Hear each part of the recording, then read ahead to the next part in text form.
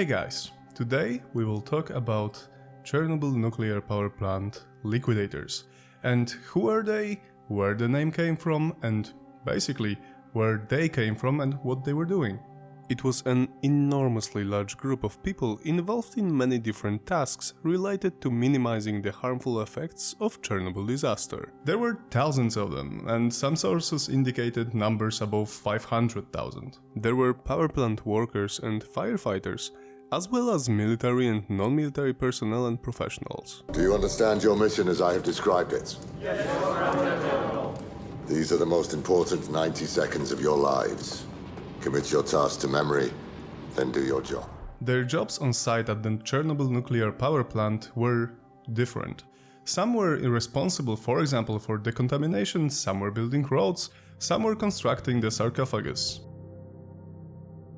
The worst part of their mission was that they didn't specifically know what the dangers were. They were either completely uninformed about the radiation or relied on other liquidators' practical tips and gossip. As you may guess, this resulted in many accidents or situations when a person entered an irradiated place not even knowing it, then got sick. The group is now called the Liquidators. It derives from the Russian language from the word likvidator, which means a person who eliminates a negative outcome of a particular situation. This term is now widely used thanks to its popularity because there were different names for the group.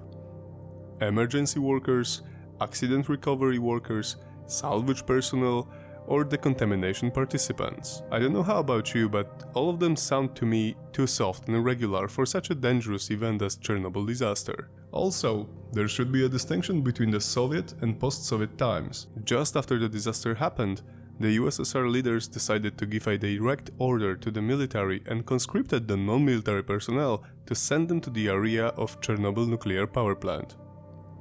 However, many of those volunteered to participate in the cleanup or wanted to help even more than just what the orders said. Not taking away any bit of courage from the people involved, some number of them could volunteer because they didn't have the full information about the dangers they would face in the exclusion zone. There is also a large discussion about how many liquidators have been working in the area. As always, it varies depending on the source and calculating method, but we can be pretty sure that there was no less than several 100,000 people. The smallest number, calculated by using the official and unofficial documents, is 200,000.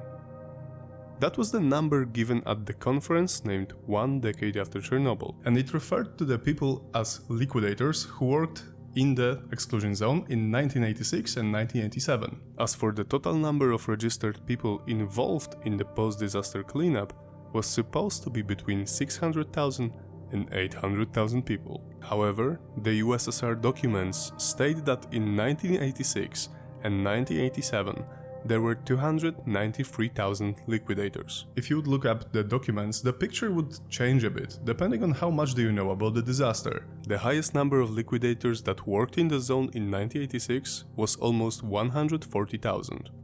In the next year, the numbers dropped to 85,000. In 1988, it was only 26,000, with a high spike in 1989, when there were 43,000 people. The sad part of the whole story is the age of the liquidators. The average age of liquidators arriving at the zone was 33.3 years old. Over 53% of them were under 35 years old, while over 86% were under 40 years old. The majority of liquidators were between 25 and 39 years old, so they were in the peak time of their life, and if we are talking about the statistics and productivity levels per capita, you can imagine the damage that done to the economy. Having in mind that they were mostly uninformed about the radiation consequences and other dangers lurking in the zone, many of them probably suffered more or less due to different sicknesses, like, for example, increased cancer risk. Later reports gave much higher number. Around 355,000 people, including 168,000 liquidators from Russia alone, over 123,000 from Ukraine and 63,000 from Belarus. And I've mentioned that the liquidators had different tasks, and the name itself refers to all the people involved in the cleanup. But there are some classifications to divide the whole group regarding, for example, the specific time they had served there and the responsibilities they had. We can mostly focus on the Soviet era. First group could be named the early liquidators, so the people present in the zone at the time of the disaster and shortly after. These would be, for example, power plant workers who were there at the site when the reactor exploded, or firefighters sent to the power plant. This could be narrowed down to day 0 and day 1 of the disaster. The second one are the early phase liquidators. These are, for example, people involved in evacuation of Pripyat, animal control, miners, or the sarcophagus constructors. The timing is from the day number 2 of the disaster to the end of construction of the first sarcophagus, which happened in November 1986, so around 7 months after the reactor explosion. The third one is the late phase. The liquidators who worked in the exclusion zone since the November 1986 and the dissolution of the USSR in 1991. Then, the whole task was divided mostly between the three countries: Russia, Belarus, and Ukraine.